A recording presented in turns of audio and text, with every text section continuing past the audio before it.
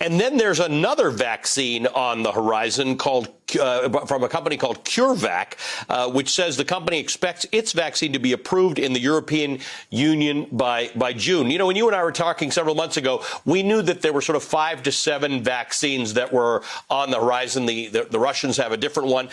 So at this point, we're starting to see the fruition of all of those efforts. We're now going to be, in a few months, we'll have a number of choices or a number of options.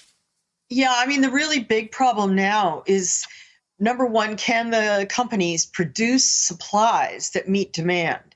And they're all struggling to get their supplies out. Keep in mind, they don't just have a contract to produce for America, they have contracts for the whole world. And they have obligations to the whole world, and they're trying to crank out supply as fast as they can. Just today, the CEO of Moderna said he thought that they could crank out 1 billion doses before the end of 2021. That's an ambitious target, to be sure. And of course, you want to crank all these doses out without making mistakes, no contamination events, no substandard formulations.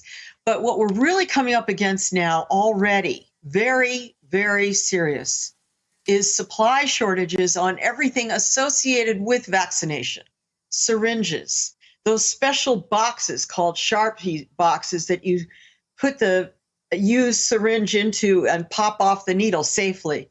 The alcohol swabs that go on your arms, all the syringes themselves. These things are now in very short supply. I heard just yesterday from a CEO of a major medical supply company that one fire in one factory, he wouldn't say in what part of the world, had resulted in a complete shutdown of the supply chain for the Sharpie boxes. So that shows you how vulnerable this supply chain is and how fragile it is. Hey, thanks for watching our YouTube channel. You should know that you can follow today's top stories and breaking news and catch up on your favorite MSNBC shows all in one place. Download the NBC News app today.